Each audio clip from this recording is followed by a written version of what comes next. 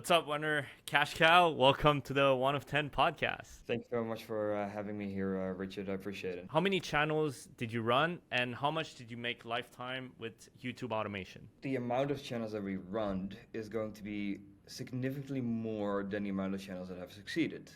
So people are always surprised to be like, oh, but you're one of the experts in the industry. Why do you have so many channels that fail? That's because I try a lot of different channels, and if one thing hits, then you're going to make a lot of money on it.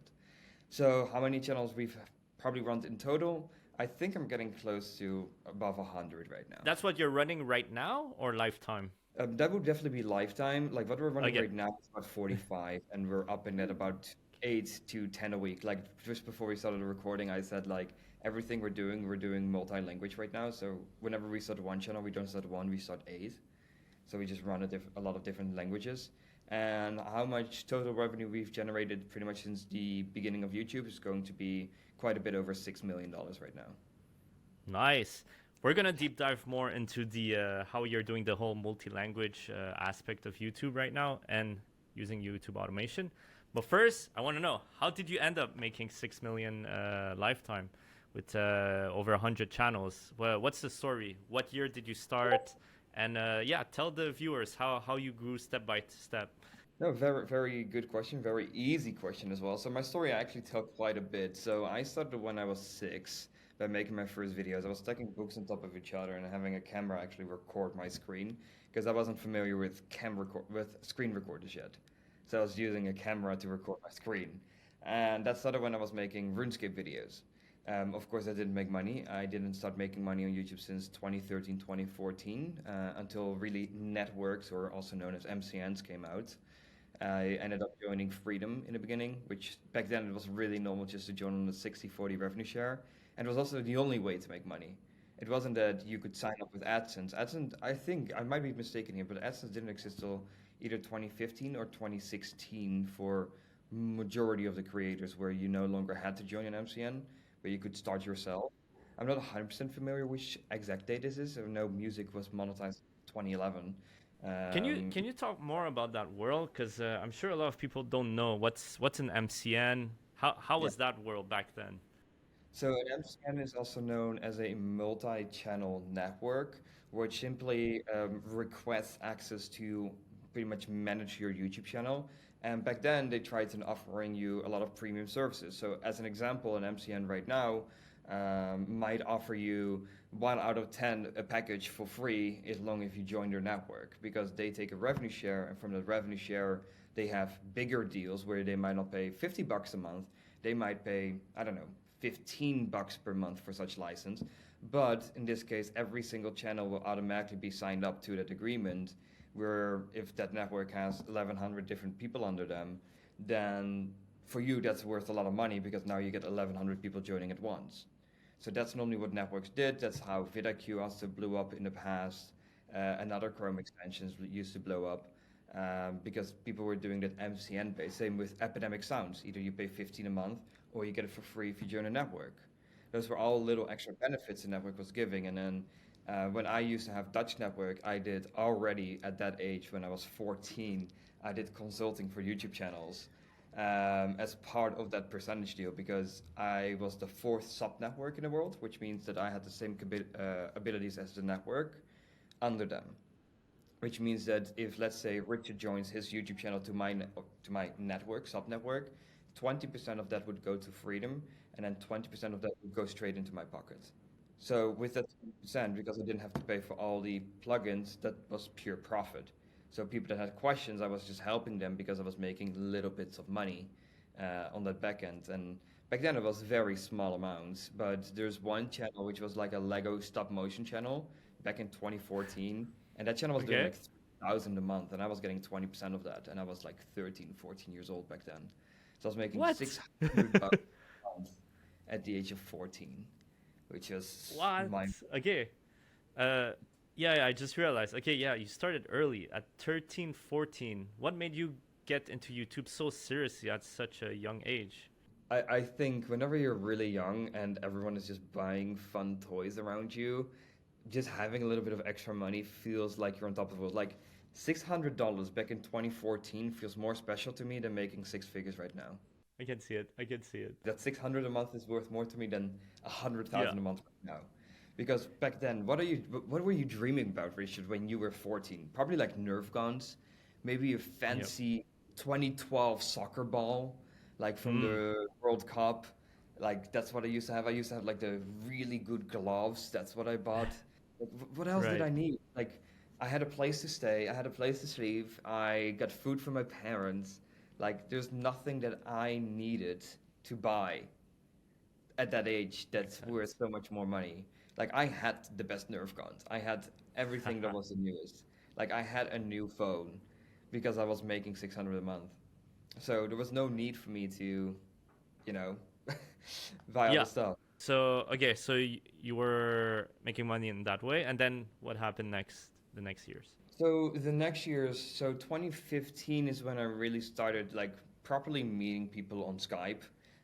There's a lot of big people that I've met on Skype. You have Master Saint is one of them that used to be like the old school Mr. Beast. Like he was the Okay. guy that get 5 to 12 million views per video, every single Oh video. wow. The high clickbait ones with Pokemon Go, the colorblind videos that were really popular. Yeah. And then towards 2016, you had the Elsa Gate. I'm not sure if you're familiar with that term. Yeah, it was the sexualization of the kids' content where you had like Spider-Man, Batman, and Joker, and then kissing Elsa and like those really fake. Oh Oh, right. Okay. Yeah. I just. um, Okay. Yeah. Yes. that used to be the content that I was making back then. Okay. So made a good amount of money on that. I actually skipped school when I was 16. This was after I discovered something called the unlisted method, a gray area trick on YouTube, which made sure that every single channel that I started would blow absolutely up. I don't have screenshots ready on that actually, but I can link a drive below that I have where I have like screenshots of proof of like what I used to do and how that works, Right. which is might be interesting for people to see. You might just attach it like proof Wanner, and then people can see it, Yeah. see I some. can. I can put it as a pop up. Yeah. But tell us more about the unlisted way, because yeah, that used to work back then. How did you take advantage of that? So the biggest niche that I took advantage in it was known as Minecraft animations. So back Okay. then, smaller creators wanted more publicity, so they would allow top 5 channels to just use their content as long as we credit them. Well, that Hmm. credit was really easy. It was nothing else than stealing the exact same video and putting their name in the left top corner, and then No being way. hashtag Okay. 5, hashtag 5, Winnie animations, hashtag 4, blah blah blah animations. That's Yeah. it. So the videos, I could make them literally between of my League of Legends games. So whenever I was playing a video game, like once every 1 or 2 games, I used to be able to make an entire video just because I had the files ready. And I could just move them around and I upload it again with just a new thumbnail, a little bit of a new title, and it would go viral again. So how did you Okay. actually go viral with the unlisted method?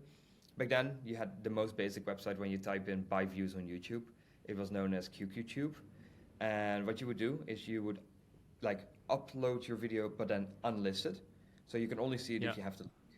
So you start buying views and every hour you would get like 200 to like 400 views per hour. Mm-hmm. And that slowly got Yeah. distributed. And the moment, like I would always buy 3,000 viewers, but the Mm-hmm. moment it hit like 2,000 views, I would publish the video. Right. And as long as the title, the top sentence of the description, and the tags were the exact same, it would automatically rank me number one. Which Wow. means that the Okay. channel on such a broad term as Minecraft and Minecraft animation is so huge that immediately the video would go to 2,000 views per hour, 3,000 views per hour, 4,000 views per hour, sometimes even all the way up to like 12,000 views per hour. Okay. Damn. And those videos would get how many views after like a week or so? Like how would they blow up? Eventually, that channel got like millions and millions and millions of views. I'm not sure if you can see all the data actually. I'm actually trying to see if I can hop into that account. Like the name has changed. It's at 300k subs, but the original channel is even bigger than the second channel that I had with it. So this is the channel. This is the Ask Bob knob, and you can see also a little bit of the sexual thumbnails right here. This is 2018. Right. Okay. This is 2018 days. Okay. And this is using the unlisted method to blow up every time. Okay. Yeah, And those views would get 10 mil, 5 mil. Okay. and this was not the number one channel because the number one channel is actually the one that got removed because I'm gonna be completely honest. People are always like, "Oh my God, you shouldn't sexualize Minecraft," but I can tell you one thing, and everyone that knows me, this is child's play. Like the thumbnails that we had were so sexualized, it was insane. Right. So that's why the second channel, this is the second channel, had almost no such thumbnails. That's why you only see like a basic kissing one. But it were like the Minecraft Hunger School game, not Hunger School game, Minecraft Monster School games, like the Monster School animations, and then the more sexualized ones. So you had like Monster School animation. Probably if I'm gonna type in top 5 or something, you're gonna find more. Like the granny ones, like the simple ones. Here you have like ones Oh of God. textures. Is Here that 42 47 million views? yeah, Oh 42 jeez. million, here 108 yeah. million. Haha animations. Like this is already more modern, which is really busy, really crazy, like the big laughs. But you had the more sexual ones as well. Right. Like So that was the uh, meta back in 2018, basically. yeah. And the more Okay. sexualized it was, the more viral it went. Like maybe if I type in sexy monster school, that's also one of the tags that we used. And those would get monetized? No issues? Yeah, like this is nothing compared to what we did still. Like Okay. that's like this one is basic. Uh, Right. I'm just searching for the worst one. Like this gets close to it, where it's like over the top sexualized. You know what it's hinting towards. Well, we can cut if you want. How much did you make on that channel using that method? It's hard to say because I don't know the exact RPM on it anymore. Like that's the problem because when you get demonetized after a while, it doesn't show any analytics anymore. Like for the people wondering, Oh, like okay. the lifetime, like it has no revenue tab anymore. Oh, So I okay, okay, wouldn't okay. be able to tell you the exact amount, but my estimate would be that the average RPM on Minecraft on videos of like 25 minutes with like multiple ads, I would probably say it's going to be like 4. So if you multiply this by 4, you're gonna get like 600K for this channel in specific. Yep. Just because the AVD is still pretty low, like 3, 4, 5, 6 minutes. But sometimes they were higher. Why did it get demonetized? Do you know what happened? What was the moment? Sometimes channels just die after 2 or 3 years. That's one of the things that happens. In this Yep. case, it was first real waves of like demonetization. So that's like all the way here where that happened. So here it was still doing well. But this after this peak, like Minecraft completely died for me. So I was getting Right. 1,000 views, 3,000 views a day. Here But you something went kept well. uploading during those phase, right? Or Yeah, so here I kept uploading because I wasn't familiar with why channels actually died. And imagine this is already mm, 5 years ago for most people when I already had my first proper channels die. This is where I had like the 2600 day, which is quite well known on like thumbnails and stuff that I've used before. Here you can see 1.4 million views in a single day back in 2016 using this method. And the funny thing good is times. that's like 1 month after I started the channel. Oh wow! Holy shit! So it's like, boom, and there it goes. And then this little peak up out of nowhere, this little peak that got 1 million views was actually an illegal live stream that I did that blew up as well. And that's also where I made a lot of money. Like people are always like, "Oh, you made money by ripping content or stealing content." And I'm like, "Yes, but you have to remember I was 15, 16, just trying as a kid to make money online and everyone still does it right now. Just people are not that open about it, about stealing content and subliminal. This was the match with Rico Verhoeven versus someone else. It was a live stream, and I got 800,000 views in one single evening, which made me like that live stream made me a lot more money. Made me like 6,000 in a single day. You made money how with that live stream? Just with AdSense or what? Yeah, with ads. So I was like, if you don't get 3 strikes, you're not out. That's always what I say. Like now, YouTube is like, okay, if you're live streaming like something which is very anticipated, which is very big, you're going to get taken down completely, and you lose your entire Mm, channel without a warning. But back then, you only got a copyright strike. Well, if I'm able to make $6,000, not take any risk further, get one copyright strike and make $6,000, I'm taking the deal. Like that for me is a really good answer, really easy answer, because there's no risk for right. me. Like it's not that I'm being sued for it, which I had happened Right. with Family Guy when I was uploading that illegally. Curious about that. What happened there? Because talking with a lot of YouTube automation guys, there's a lot of gray area, Yeah. and a lot of it is copy getting struck down, copyright claims. But here you got sued. So that's like next level. Like what happened there? Well, first of all, Fox TV, the one that actually holds the copyright of Family Guy, is based in the Netherlands, and I was also based in the Netherlands.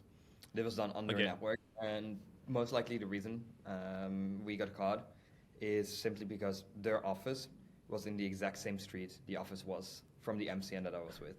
What? So Okay. they literally said like that money is going to us or we're suing. So Oh. that was the Okay. that story pretty much. Where I'm Like you like, get an email or what happens yeah, or you get an email in this regards. You get an email, and we got an official letter of like legal letter into our uh, doorstep, and it's like, hey, listen, all that money you're getting paid out now, you're sending back to us. So the moment I got the money, my parents wired it back to Fox TV. damn, and you were how old when you got sued by Fox? I was 16. So yeah, they definitely did more of the gray side area things as well, but that actually gets into the story of officially licensing content and making legit channels. Because when I was 18, all of my channels Hmm. pretty much got terminated. So it's also really interesting. Like I can't show you the complete overview here on the live stream, Yes. but I can show you after. Whereas like you can see a lot of people always ask like, oh, if you have one like terminated channel, are all your channels going to be terminated? For me, that's not the case. Like I can literally show you that there's more than 10 channels terminated attached to the exact same email which everything else is on. I Okay. think that might has to do with how much, like this is what other people say to me. It might has to do with how much money I'm generating YouTube. That YouTube is like, hey, we give it a side eye as long as it's not too big.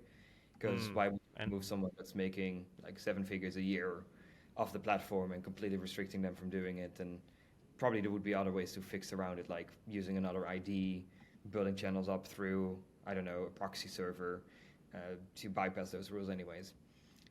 Which ended up getting me the following channel because I had to do everything legit. At 18, I lost everything, so I wasn't so making.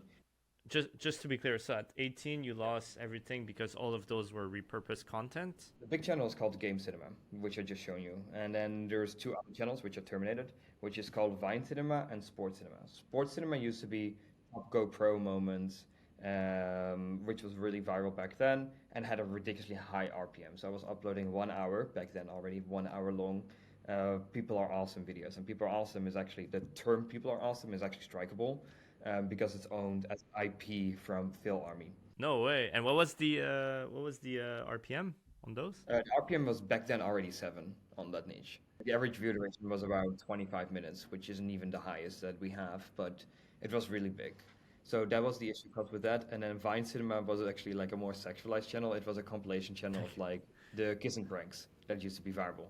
So the kissing Ah, pranks and right. teary lines, so the more sexualized content.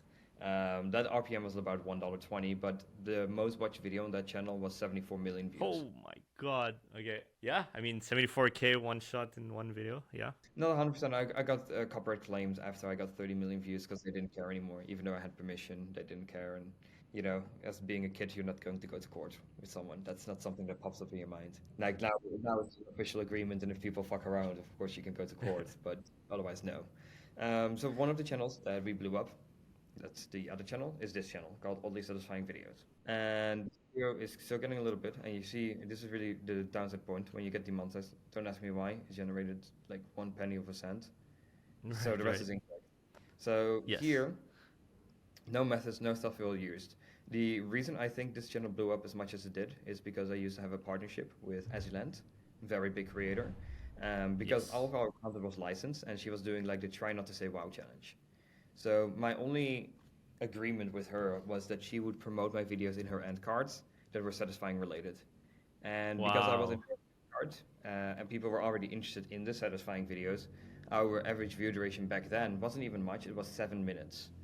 But 7 minutes was so much above the average in this niche that our channel started blowing up quite quickly. You can see here we go from 1,800 views to 40,000 a day to 150,000 a day to like It's pretty crazy. much 500K views per day, and then here we go to a couple million a day. And the Mm-hmm. RPM on this niche was actually really high. It was between $6 and $7. Okay, nice. So Nice. with this one day is almost a 5 figure day, Yeah. which is pretty. So then here it went, kept going, kept going, kept going, and then after 2 years it blew up again, and this was a really high RPM this day because this 400K views was still like a $3,000 day, and Mm-hmm. then it dropped dead, and I kept uploading. As you can see here, there's still like uploads here. like Right. all the satisfying slime. We tried some slime videos. We tried some other satisfying videos. Nothing of that worked. And even later, kept trying, and now it's like dead, completely dead. Mm-hmm. So here you can actually see how many views those videos got. So that's not small. No, 22.4 million. that's a lot actually. Yeah. Yeah. But here you see 16 million views with a 20 million with a 20-minute average view duration. So Wow. that's Okay. Yeah. huge. So unfortunately, That's once good again, revenue. it doesn't Yeah. say anything here. Here it will say copyright content found, but before it says nothing anymore. So that's the downside point of proving some of this. But in the attached document, there's one screenshot of this channel, which it also says 100 million views, and it's about 600K. And before that, it used to be a little bit more. Okay. So it's about 1.2 million, 1.3 million US actually came from this channel alone. Oh, what? Oh, damn. Okay. Okay. Yeah. Wow. Well done. Uh, So yeah. So you said 1.3 million dollar with just one channel. So I'm yes. curious, what was the system like? What was the cost?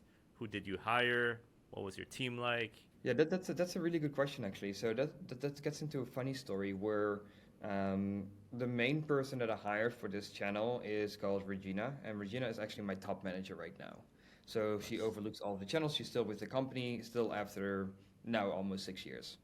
Wow. So how did I meet her? Is because I wanted to buy the copyright to her videos, so I could use the soap videos into my compilation videos. Because with another channel, a soap channel, we've made over $800,000 just uploading soap videos, like the ASMR, which is Like absolutely crazy. like okay. So you made 800K with a channel just uploading, making the soap or just touching the soap? Like what's the?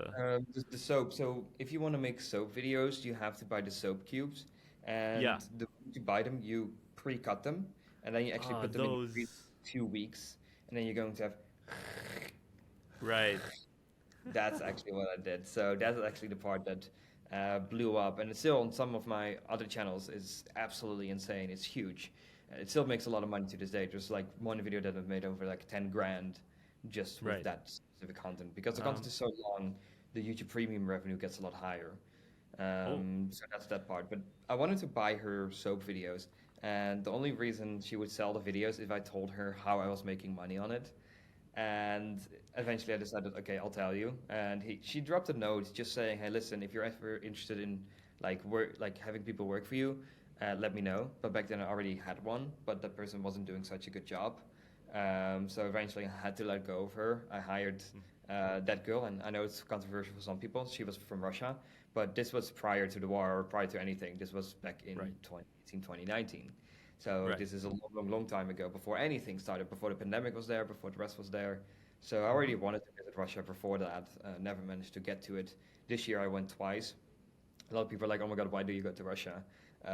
But Russia is actually one of the most beautiful places on earth. Like Moscow city is more beautiful than any place I've been in the U.S. and I've been in the U.S. a long time. I've lived in San Diego, so I'm quite familiar Okay. with US. For people wondering, like, "Oh, you haven't been in the nice areas." I've been in the nice areas in America, but it's nothing compared to the general public areas of Moscow, as an example. So I started hiring her. She lied a little bit about what the average salary was. I actually didn't double check that. So she got paid way more than she should. She started as like $7 an hour. Well, the average for Russia is like you can get highly educated people for like $4 an hour in Russia. So Russia is actually one of the best places to outsource work because the people are really hardworking and they understand everything very quickly. Yeah. Wow. I didn't know the average salary was in that range. Yeah, so that was also interesting for me. We have people now working at that range as well.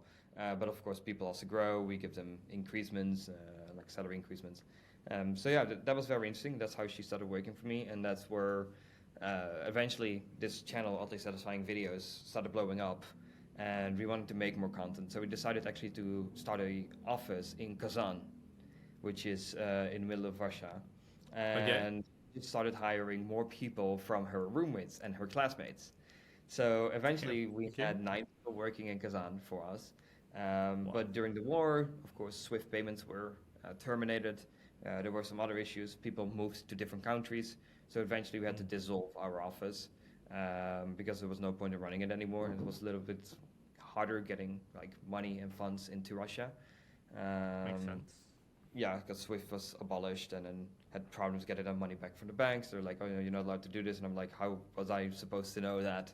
Like the day that I send out that money, the day you put up the restrictions, like my transaction is 6 minutes before you guys completely removed SWIFT from us to Russia. So that was one part of it. But no, now eventually because of that, and I started living more in Bali, is where I got this completed office from.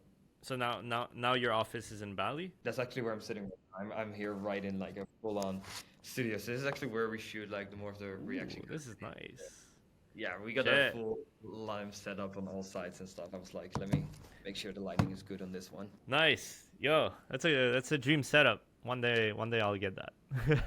Actually, question. ASMR, what's the RPM? Always been curious. RPM really depends on how long the content is. So Okay. one thing I discovered very quickly, which a lot more people are catching on now, is that sleep content makes the most amount of money. So if I make a video, yes, which is 8 hours of ultimately satisfying videos to fall asleep to, that RPM right now can literally be between $35 and $50, which is mind blowing. Yeah. So sometimes I have these screenshots where people are like, oh my God, you only got 6,000 views on this video. And it's like, yeah, but that 6,000 views still make me $300.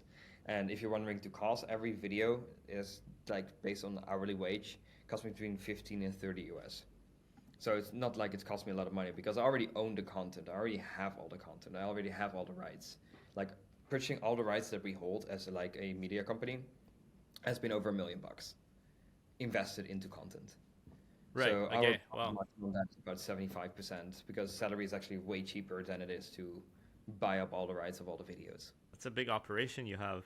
So okay, so just to see the growth of the team. So back in 2018, how big was your team? You said 9 people. So in the beginning it was 1, then that turned into 6. I think towards 2019.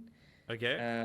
Yeah, because I went to Dubai in 2020, and back then I had 9 people. Okay, and those are mostly editors and creators? Purely editors, 7 editors, 2 creators. Okay, and the 2 creators was doing 100% ASMR? Or yeah, it was a majority ASMR. Mostly was satisfying focus. So this wasn't necessarily ASMR focus. It was satisfying focus, and later that turned into like 2020 already is when soap started getting off. But that's when we first bought videos. We bought the rights, and then later on we started producing these videos, which were a lot higher quality.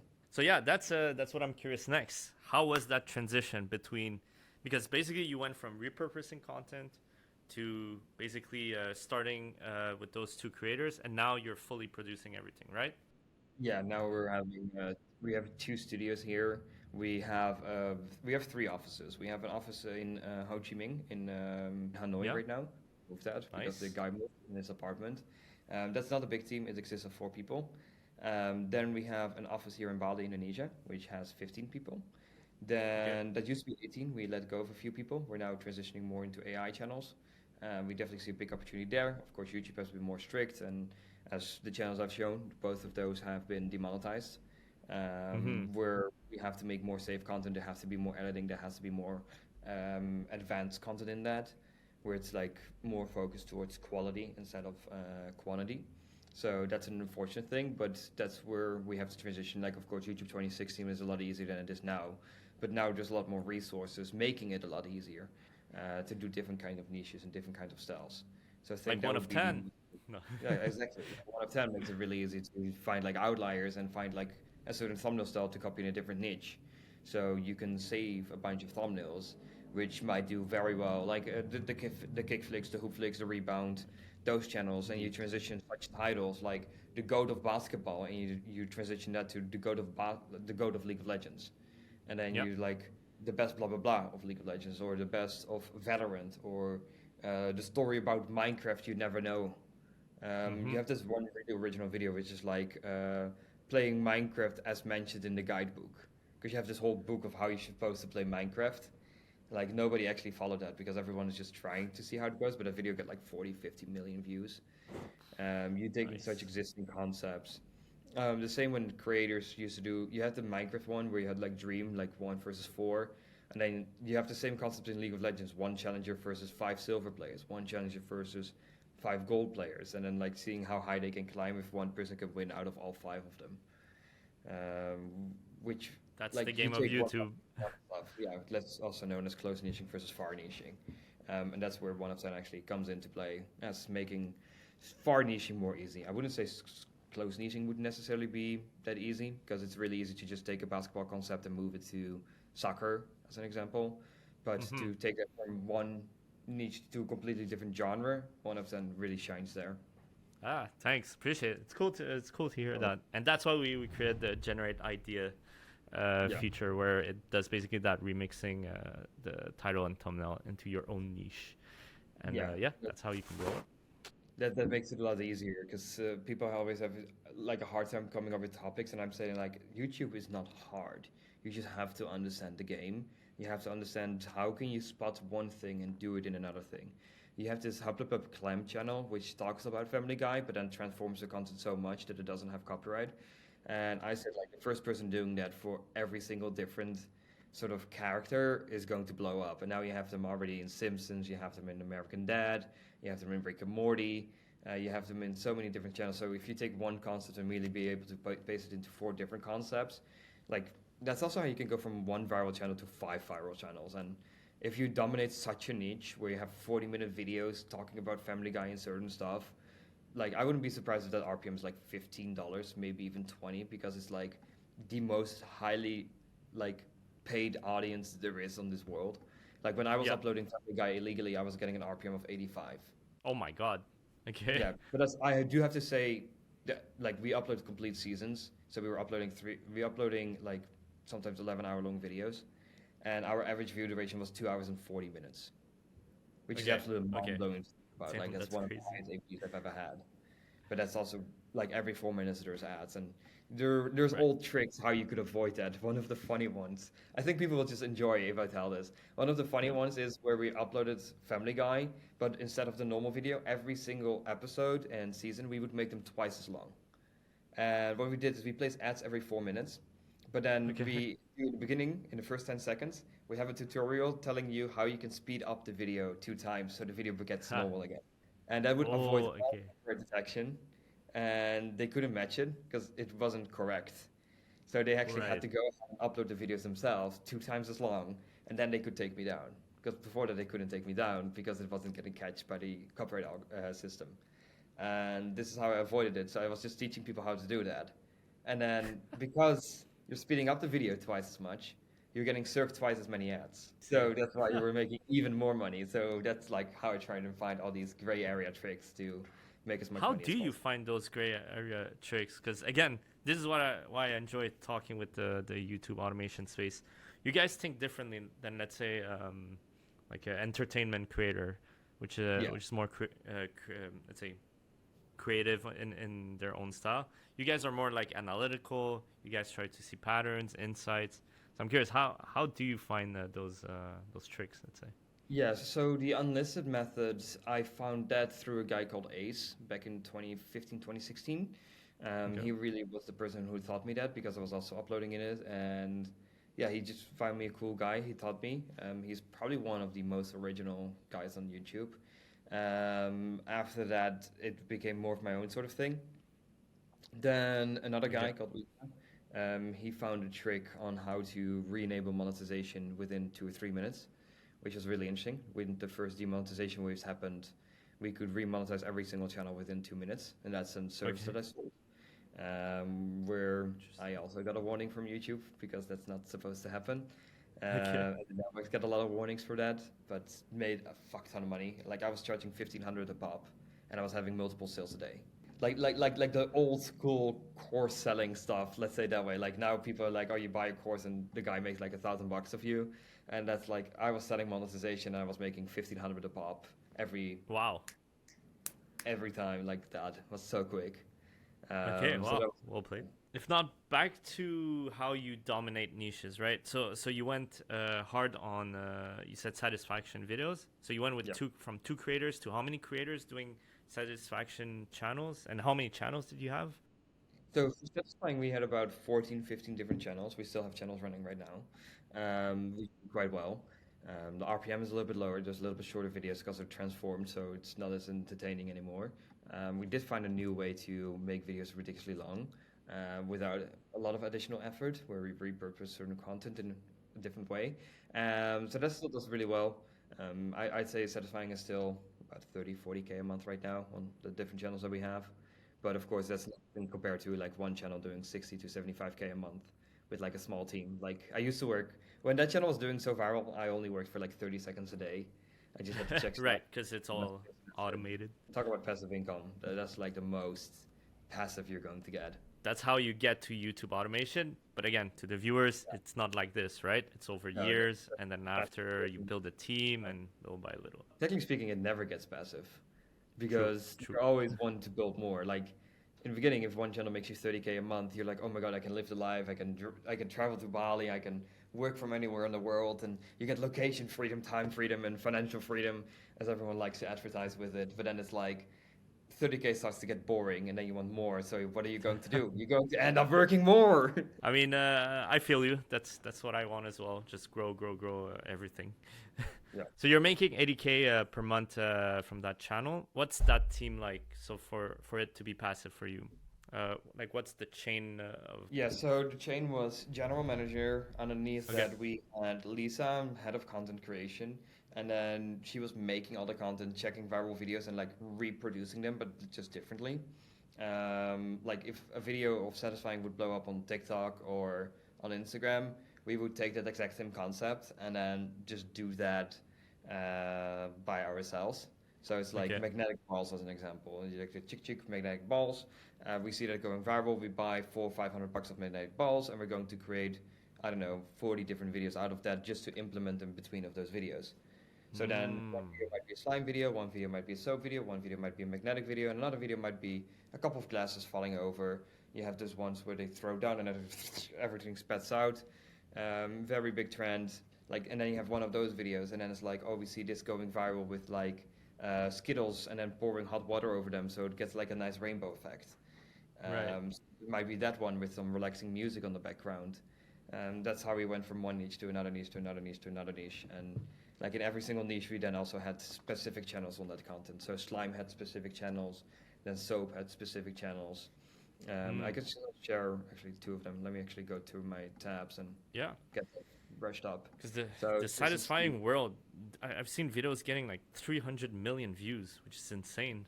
And Yeah, that used to happen. always There gives a was lot. one channel called Raad, let's see, Videolari in 2018, where we were buying the rights to the video, and we could make copyright claims, and that was doing like 100K a month back in 2018 for a couple months. Yeah. So this channel actually, like people think like, oh my god, this channel is so small, but if you realize this is like 2020, June 2020, and this already died July. So this channel only existed for like a year.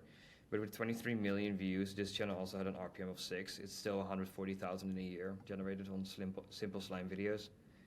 So that's Nice. actually insane. And then so you can see how many views those getting in. Look at the average view duration. It's like 36 minutes. Oh, nice. Okay, yeah. It's 33, 38. It's quite a bit. So people are surprised like how much this can actually make. So then you get But these into get like one crazy of the views. modern ones. So this is like one of the smaller ones we still have. This is like a 12-hour one, 12-hour one. We actually do one short and one long format. Won't recommend people trying that, but it's one thing we did here. So this channel starts to run quite a bit. It hasn't blown up, to be honest, but here you can see it's very consistent in growth.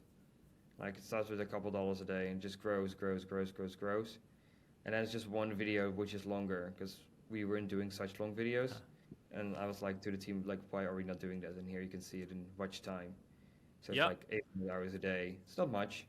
As you can see, if you go lifetime. I love this graph because this shows exactly what I always say. Like you need to be consistent, you need to keep uploading, but then you keep optimizing, right? And then Yeah. when you started optimizing on time length, that's when it started blowing up in the past year, which is super interesting. Yeah, and I thought this is interesting to see. Also, a lot of this is from shorts, so it's not 100% fair. Just Got it. more subscribers. So it's like 3.1 million views this channel has generated, and that would equal to about 6.2K. So it's not much right now. The RPM is a bit lower, but even But if the you go cost on- is low, right? yeah, we already have those videos. Like the RPM is $3 on this one, so it's not as high. But still, it's very passive. Like these videos, because they're all pre-made. Technically speaking, we're working on building like a system, like an AI, where we can have videos just be inserted like perfectly, and it would pretty much edit the video, make a thumbnail, and upload it to YouTube, all completely automated. So the cost would be about $1 per video. Whew, again, nice. Oh Yeah, wow. that's our next goal / ID, pretty much. Right now, you said you're running 40 channels at the same time. Yeah, correct. We're doing 45 channels right now. Like at least that's what I see in the spread in the Canva presentation. So every single week, every Tuesday, actually today, we have like a full breakdown of all the channels and all the performance. So I can judge, hey, we upload more, we upload less, check performance, check video duration. As example, now it's November, December. Even on some channels, I'll show you after the call, like we're posting twice a day.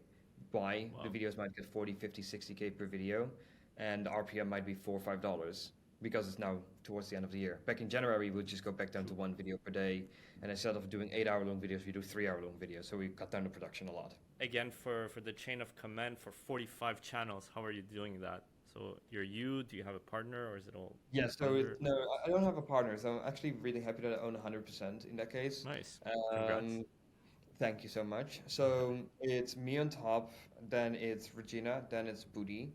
Then underneath Booty, you have head of editing, head of AI, head of management, and then head of content.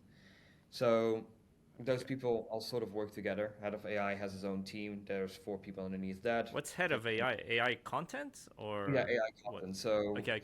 a lot of people are like, "Oh my God, you don't know everything about AI," and I'm like, "Yes, I don't have to because I have people doing research for me." Like, that's no longer my responsibility to do so. Like, of course, you have Veed, which is part of ChatGPT. You have Hyper. Like, I know the tools, I know the stuff, but I'm not a prompt designer. Like, I understand ChatGPT probably better than 99% of the industry does, but still Right. doesn't make me an expert to someone who does it 8 hours a day. Like, Of course. some of our prompts are 4 paragraphs long, just to get a certain type of image. When is the last time you heard someone say, write a whole paragraph or like this piece of text for one single command? Like that barely happens. Right. And like AI is just ridiculously interesting to scale up, and it's also really cheap. Where if you get lucky, one thing goes viral, like the opportunity of it, like opportunity cost is so low compared to the money you can make. One channel blows up, you make 100K. Like yeah, some of those channels die in 2-3 months, but who's gonna say no to 100K? You know, that pays my AI division for more than a year, including all Level Labs subscriptions and everything. You started those AI content a year ago. So when you say AI content, it's is it everything AI? The thumbnail, the scripting, the even video generation, the Yeah, right voiceover. now it is. What's that looking like? Not a year ago. I think we started this division 4 or 5 months ago. Okay. Once it was really profitable. Now it's actually taking a loss. So we're okay. actually having a meeting after this because none of the channels recently blew up. We started, I don't know, 9, 10 different channels. Now we found some more interesting channels regarding AI. And now we're also doing the multi-language strategy. So now I'm just going to select 3, 4 different niches, and we're going to run them in 8 separate channels. So we're probably within now, like in December, we'll probably create around, including another thing I'm doing, we're creating around another 40 channels, which 30 will be AI and 10 of them will be high quality. That's probably why. Because every single channel we generate in 8 different languages. So that's Yeah. one. How are you finding those niches to tackle? That's as easy as possible. I think this would be fun for people. Like, I actually did a live call not too long ago where I literally show people like how I find niches. So I'm actually gonna go through the process with you. It's gonna be really funny. Yeah, I think nice. you'll enjoy it. So tell me anything you like or interested in. Tennis. Tennis, okay. So you do like best of tennis 2024. So the only problem with tennis, as an example, compared to like soccer or other stuff, Right. soccer also one of the things, is that a lot of the official networks will give you copyright strikes, even if you do Yeah. it considerably fair use. I've So tennis heard. might not be the easiest one. So the 50 best tennis players by ATP. So here you have like an analytic one, but it still ranks tennis. Like this is honestly a little bit boring, but this content works. It's comparison videos, which actually also gives me an idea for something to start. So normally you just go through this and you just look for stuff which is non-official, like any sort of cash cow related video. So in this case, you Got have the it. problem where this pretty much barely exists. Novak Right. Djokovic highlights Olympic stuff. Well, you see based on the title where it's like spamming everything, like Right. something here doesn't add up, which is most likely going to be the music on the end, where the person is using the backend system of YouTube in order to monetize this. Hmm. That's what I Interesting. just see from this little end screen, because this end screen makes no sense. Yeah. But 145k views on such a video with high watching people might still make him 600 bucks, as long as he doesn't get taken down. Here you have Roger the tennis, so everything Roger Federer like. Here Hmm. you have something more Genosonic, impossible shots from level 1 to level 100. So here you get close to like one of such channels. So here you have what the hell's going on. It's a beast. You dare to touch me. So now we actually found the first proper sort of channel. How many views is getting? 1.7 million. How long Mm-hmm. are the videos? They're about 15 minutes long. Some are 9 minutes, 8 minutes, 10 minutes. But the views are pretty good. Let's Dance Again. The tennis match that turned around into a circus. So this channel is actually existing for quite some time. So normally what we're trying to aim for is we try and find channels which are not necessarily really old. So this channel actually Right. started working 14 years ago. Um, and still, even with that such of content 5 years ago. So this is not something I would say, let's go into this one. Why? You want channels that have recently found success, that are still young. Why? That means that the chance that you will succeed is also a lot higher. In this case, that's not the case. So let's say Right. you want to find, give me something else that you like. Yeah. Poker. Poker. You're actually calling a lot of things that I'm not so familiar with, but poker. So this is actually really fun. This is from another coach actually. Um, Really good channel. It actually has an official license. So Hmm. here we have poker, but once again for poker you need licenses. So this channel is really old. Like I know this channel from 7 years ago. Like I know this guy since I was 13. Oh So I wow. know this guy for Okay. 12 years now. And we've recently met him also in his home country. Um, I'm gonna refuse saying the name because I don't want to spoil this channel in public for him. In this Pretty case, sure I know sorry. who it is, but yeah. Okay. Yeah. So in this case, your channel just showed up whenever he said poker, so that's not my responsibility. Yeah. Yeah. Yeah. uh, Yeah. True. so True. this is True. how you can do it, but you can also try and find like best poker IQ plays, so best poker IQ plays, and then this is where you normally would go ahead and start using 1 of 10 to try and come up with similar such of these moments in different niches. So here you have one also like 13,000 views 1 year ago. Poker actually pays really high because you can enable gambling ads in your AdSense. A lot of people don't know that, but if you have such related channels, you can actually make like 10%, 20% more if you just enable gambling ads. Yeah. True. True. Is there a Yeah. downside to doing that? Do you know? Technically speaking, no, but it only works if it's like related to your niche. But it works on Yeah. all of the channels connected to that AdSense. So it actually works in like Right. a lot bigger play. So like enabling that on soccer channels, basketball channels, anything sports related, because technically speaking, poker is still a sport. So like everything which is sport or poker or gambling related, definitely enable that because you're going to immediately see an improvement of your ads. Or anything where you Mm-hmm. target like a vulnerable audience. Like, is that morally okay to say? No. Is that how it works? Yes.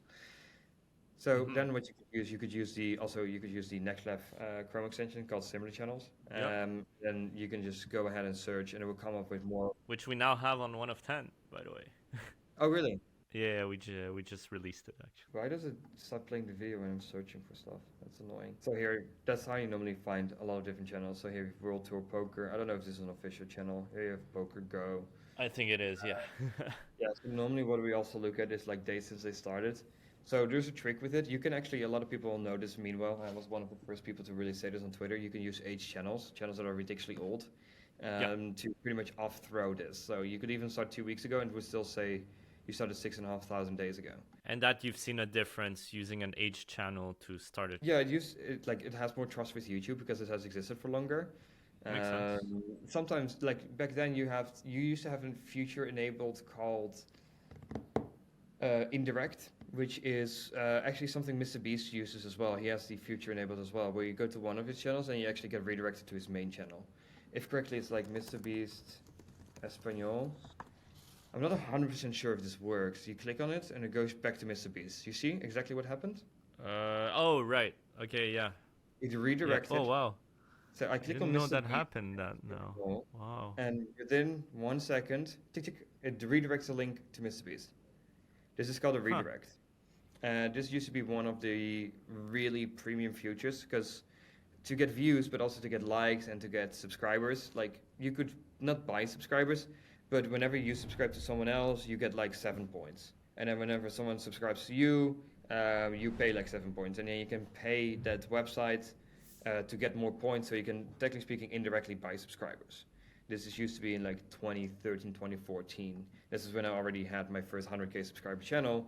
Because if you have this feature enabled, you just type, I'll just type Command F. You just type command like this, and then you type Mr. Beast, and it would just redirect your channel to Mr. Beast's channel. It would redirect to your second channel. So, or to your main channel. So you tell them to subscribe to Mr. Beast, and then you would send them, as an example, to Mr. Beast Espanol. And what happens then is when people get redirected, you actually don't lose points because they haven't subscribed to the right channel. So it's not your mistake.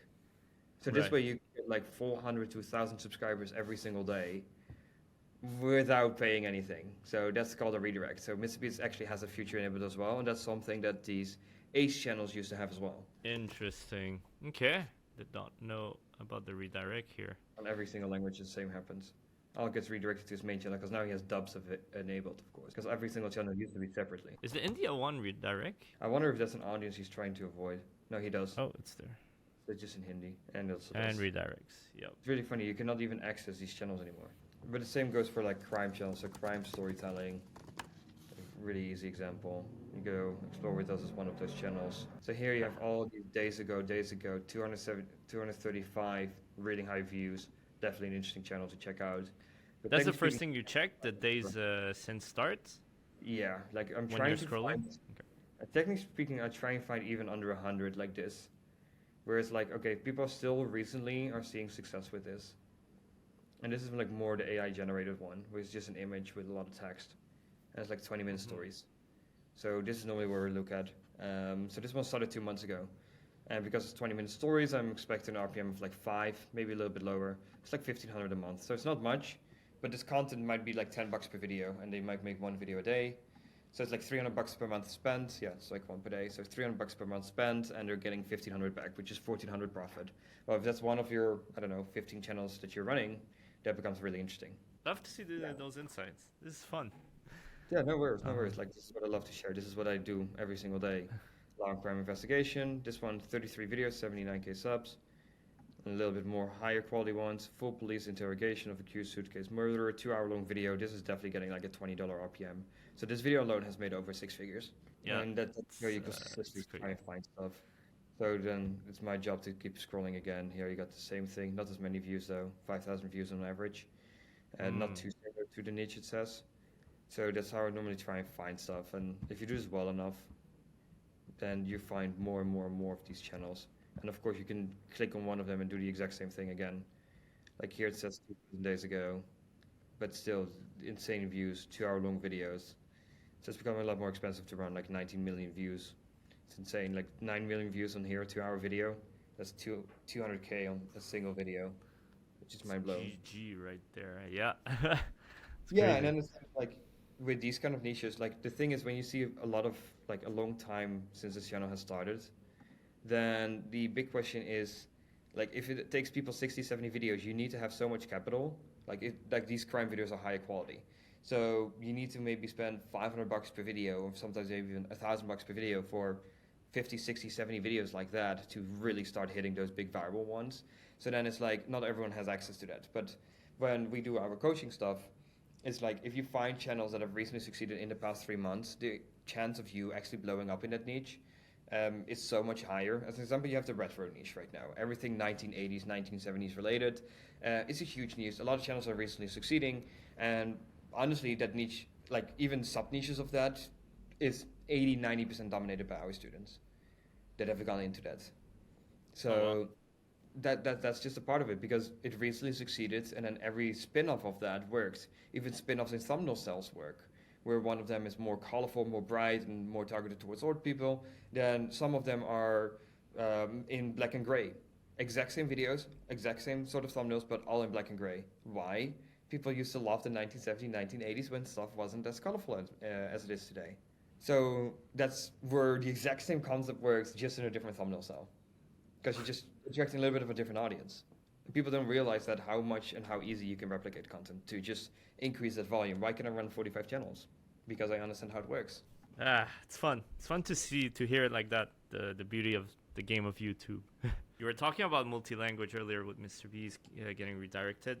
I'd say you're an expert now in the whole multi-language world, right? Because now every channel you post, you're doing every channel you start, you're doing 8 at the same time, right? In different Yes, languages. correct. Can you Yes. talk more about that? Why are you doing that? Is it actually profitable? Like what's that looking like? Right now, the first batch that we had, the first 8 channels, it's profitable. So how that works is that you only need one of those 8 channels to hit, and it most likely pays Mm. for all 8. Because when you do all 8, you're reducing costs a lot. So for some people to produce such videos in this specific niche, it's $140 per video if you do it through a high quality agency. Probably if you do it through a good team on Upwork, you're gonna get 85. We're doing multi-language, and our cost per video is about 35 to 40. 35 for So all AI, I'm assuming, or no, it's not all AI. This is actually okay, really high quality. I'm happy to show you after. okay. This is really high quality, and the animations and everything is really smooth. And the thing is, it's so low budget because you can reuse all of that just in a little bit of different colors, a little bit of different voiceover, slightly adjust the editing. So each new video can be made in about 1 or 2 hours. So where the original video might take 8 hours to make, all the spin-offs might take only 1 hour. So then to have all of those videos to be made, instead of taking it one day, it will take 2 days. We're also posting once every 2 days, but we're making 8 videos.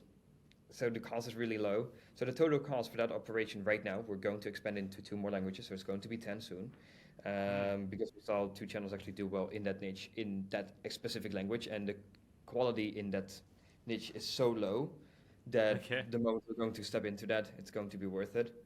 Just not Nice. worth it for December right now. It's a little bit too late. So starting it in January when we get more Mm. resources available. So yeah, the total cost is $250, and we have Okay. one channel. Like it's $250 per time we post, if that makes sense. So it's 125 a Yeah. day. One of our channels already, our Spanish version actually, gets 138 a day. Then our Okay. Portuguese one is now monetized. Our Uh huh. German one is now starting to blow up. Okay. So now we have all of these extra languages, all of these extra stuff just to blow absolutely up. Now I'm thinking actually of 2 more languages that I'm going to do. So it's going Yeah. to be 14 soon, 12 soon. Is there a language that's easier to blow up that you've seen? Spanish is like Yeah. Like people don't know, but I make right now. That has changed, by the way. But right now, I think 80% of my income comes from Spain. what? Really? It's Oh my insane. god. There's Okay. no competition. No, no, no. Everyone, like people are so much following. Like whenever people get taught something, there's so much following exactly what someone else is doing instead of thinking about opportunities. Where, like, how the fuck can I still succeed if I'm teaching hundreds of people to do the exact same thing? But the thing, what I teach compared to, let's say, other gurus, is that my main goal is to teach you how I think. Right. And based on how I think, like, and how you will think, that plus taking action will decide how successful you will be. Even in our coaching stuff, we have like a tracking stuff. So, if, for example, someone listens very well, but is very slow at taking action, we place them in orange. Because then it's just a Mm. matter of time when they will succeed.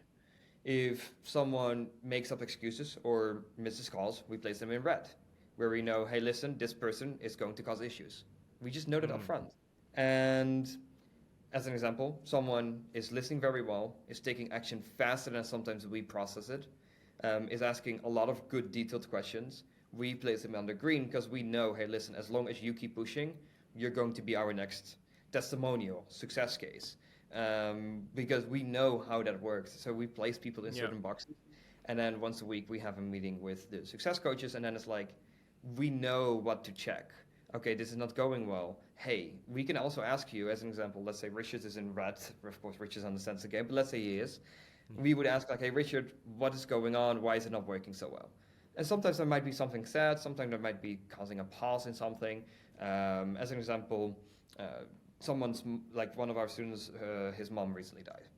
Like, okay, what do we do? You just want to pause it for 2 weeks now? Like, that's completely fine. Like, I understand that. My condolences with you and the family. We just pause it for 2 weeks. Is that okay? Because I know that person is not going to do anything and it's going to waste up, like, getting a bad Of result course. and getting him into the red box. So that's where you have to mix around with that stuff. Another thing might be like, hey, listen, Some people, and we always ask this as well, how strict do you want us to be? And some people are like, yeah, listen, I'm going to be completely honest. Sometimes I forget about it, and sometimes I want to do something about it, don't really take action. So it's like, you just need someone to kick your butt. That's it. That's what you're telling me. So then every single day, I'm like, hey, you haven't done this yet, you lazy piece of shit. Go ahead and work. Like, that's just what you want. Like, that we've asked you that up front. Like, I'm going to curse at you. Yeah. Like, if you're not going to do something, like we give you homework for the weekend, and it's going to be Monday, like we're going to just say, hey, make sure you schedule your call for this week. And then let's say you haven't submitted anything by Wednesday, and let's say Thursday is your call. I'm going to be like, hey, listen, you lazy piece of shit, you haven't sent us anything, so skip that call. Next week you do it. Go work. Like, you have to work. Like, people forget that. So if you take action with knowledge, then you get that final result. And if you don't, you won't. Because the moment you start thinking like you, like us, for you, it's not hard to blow up a new channel. It's not hard to do consulting and be like, oh, hey, you're doing like the Dr. Plants guy. You're doing one really cool thing in one specific niche. You have really clean thumbnails, and you just blow up. Now you have those little time trial things where they're doing like growing plants for 100 days. Amazing fucking videos, by the way. I watch all of them. It's like the guy actually asked for a call. Still did not manage to get on a call with him. But the content is amazing. But which are different things you can do in a timeline? You can do that with fucking animals. Sounds really stupid. But let's say you have an animal shelter. You can show the raise of like a mouse, of a rat, of a cat, of a dog, and just track all of those. A timeline of dog. Every single day, you have the dog laying there, and then it gets bigger and bigger and bigger, and then it's playful. Like, the first person doing that, that's just a concept, and that's where I would use 1 of 10 to save everything plant-related, to start making everything dog-related, and everything... Like, even, you could do everything dog-related with all different kinds of dogs. Golden Retriever from 1 week to 1 year. German Shepherd. All of them.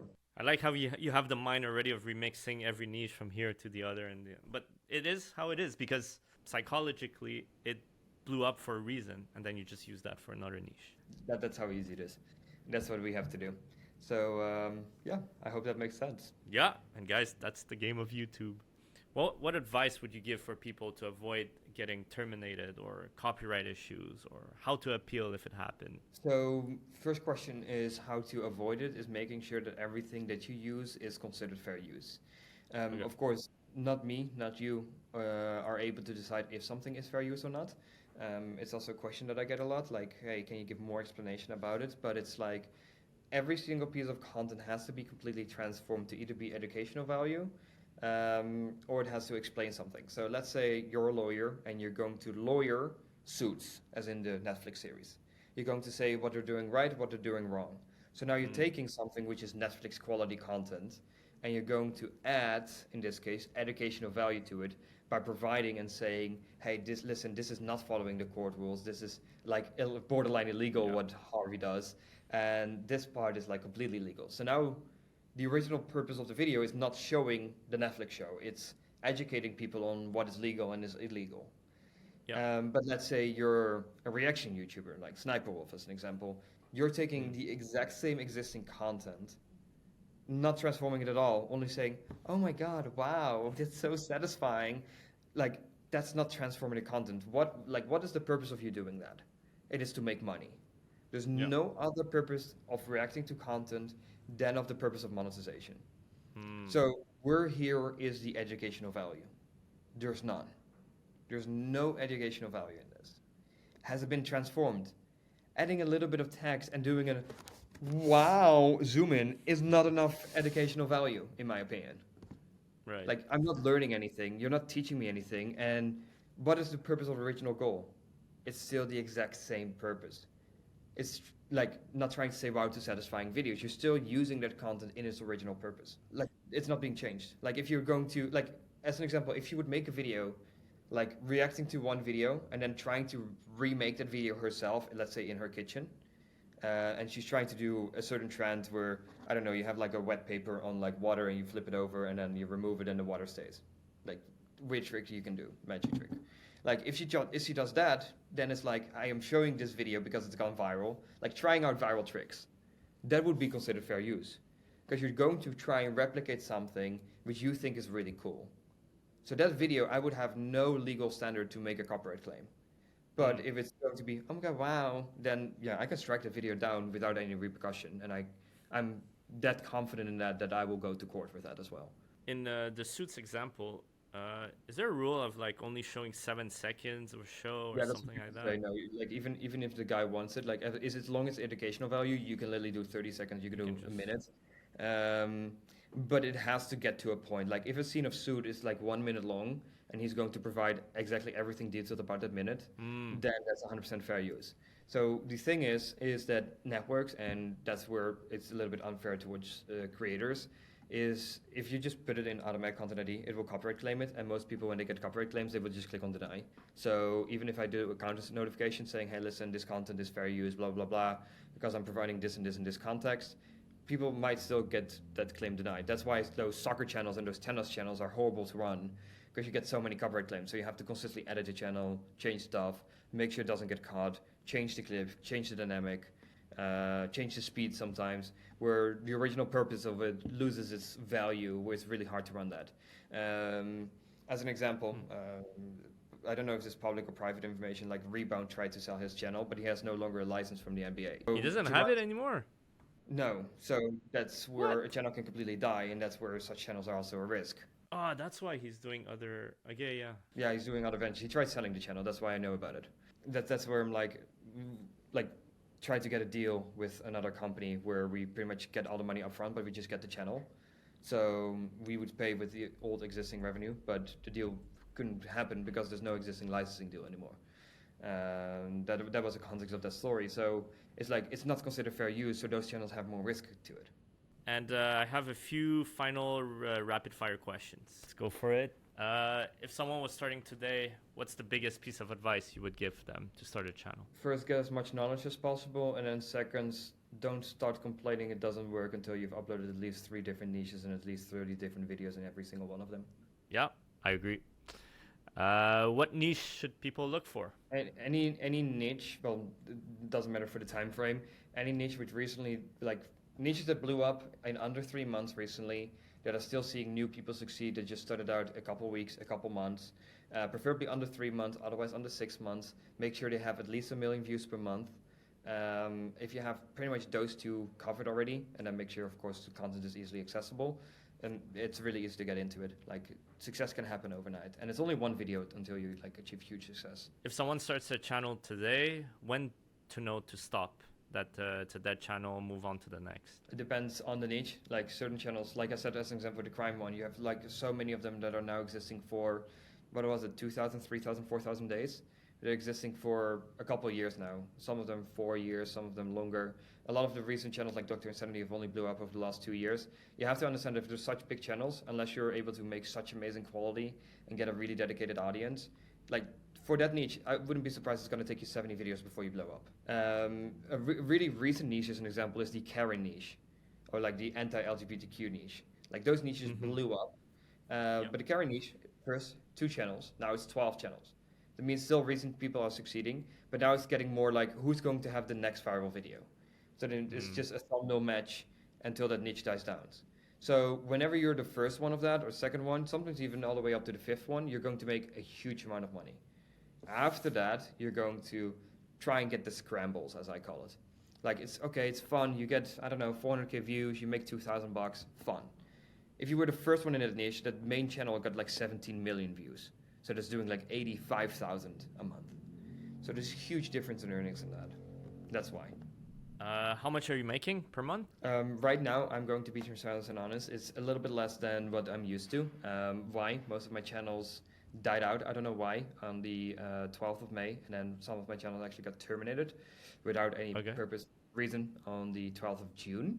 So there was exactly one part from there, and since then I went from 180,000 in profit to losing 40,000 a month, because that's my payroll that I pay to all my employees together.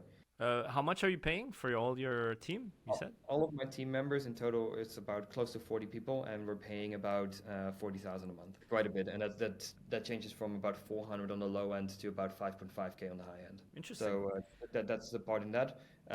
So from losing 40k, we're now making 75k in profit again. So it's not 6 figures. That's just because we've been building this up for the last 5 months. Again, but the investment is there, and now you can just Yeah. It will take another 3 to 6 months, and then I should be far above the 100K again. And looking to scale this to about 300K, and that's a little bit where I'm feeling comfortable with the time and money investment. And 300K is enough to consistently buy property, which is my end goal. Talking about your end goal, what are you working on for the next few years? Yeah, so it's really interesting. I actually asked ChatGPT. Like, I have my own GPT where I'm teaching it, like all the information in psychology. Even this interview will be uploaded to my ChatGPT, Nice. so I can ask it questions, and also my staff can ask it questions. So it gets like a lot more knowledge from me. Um, so what is really my goal? Like, I asked it, like, I want, like, my financial goal is to be worth 100 million bucks. So how Okay. I'm going to get there is by one, blowing up my YouTube business. But Hmm. the YouTube business and scalability of it, like, the biggest students we had were over 100K, one of them Nice. towards 500K. We had two or three of them surpass 200K a month. So for me, Nice. I see that as a cap of like 300K is going to be my soft cap. How I'm trying to get there, I hope to get there before my 40th, which gives me 15 years. So it has a detailed plan. So one of my plans is to scale my YouTube business back up to 300K a month in profit. My record is 272K in profit in a single month. That was in August 2023, so last Nice. year. Revenue was a lot higher. Profit margins were just a little bit thinner because we were working also with a lot of other people. We blew up in the Donald Trump niche. We blew up with pimple videos, which was doing 7,000 a day. Um, yeah, really insane. It was on the homepage. We had a trick to get it in trending. So we were trending number one with discussing pimple videos. Got taken down, but made about 200K on that content. So that was fun. Nice. Um, yeah, stupid fucking videos. It's really fun. So that's one part of it. So right now, trying to pretty much do, like, I have already done a lot of trends. So now I'm trying to get all that money, all that capitalization. I'm moving that in because I'm trying to get more liquid to move that into like the multi-language brand channels. So every channel is sort of related to each other, same name, different end name. So it's going to be name Espanol, name German, name Korean, name Japanese, etc. That's just going to Hmm. keep going. That's how I want to consistently grow that. Um, that's what I find interesting. So that I'm trying to scale to 300K a month, and recently launched my coaching company in English. Hmm. I used to do it in Dutch, but launched it in English. Trying to scale that to 1 million a month, which is a lot Okay. Wow. harder. Yeah, definitely. Like, I know people doing like 800K a month in this industry with coaching with YouTube, Wow. and we're just trying to focus on quality. So that's my main goal. That's also why I'm doing podcasts and interviews and trying to run up my own channels right now. Work more on the personal branding, which is completely different than YouTube automation. I'm having a hard time sometimes to do the personal side of things. Like, even I'm asking like questions on Twitter, like, could my hook have been better? Like, how's my CTA? How's my thumbnails? Just because that stuff also has to be Trying to improved. improve. Yeah, exactly. Like, everything. That's maybe a really good thing to end on as well. Is that everything you do in life is a compound effect. You go to the Yeah. gym, you look better, you feel better, you do better. On Yeah. YouTube, the more videos you post, the more videos you study, the better the result is going to be. The more people you're going to have to check your thumbnails, check your videos, and give improvements, the better the result will be. The more videos on YouTube automation, the more niches you test, the more white knowledge you get, the better understanding of the game you get, the more money you're going to make. Every single thing you do in life has a compound effect. The healthier you eat, the better you feel.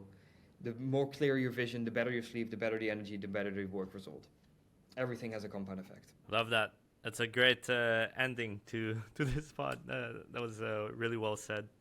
No worries. Well, Wanner, thanks for joining us on the One of 10 podcast. Any last word you want to tell the viewers? No, I think honestly, the thing I just said is probably the best thing to end on with. And I just want to thank Richard for having me here. And I'm not sure if I can promote myself a little bit, but I would say just follow me on Twitter, Wanner Cash Cow. That's probably the best way to stay up with my content and get a lot of tips from the value for free. And of course, make sure you follow Richard, follow 1 of 10, and use that to your advantage. There's a lot of tools, so use it.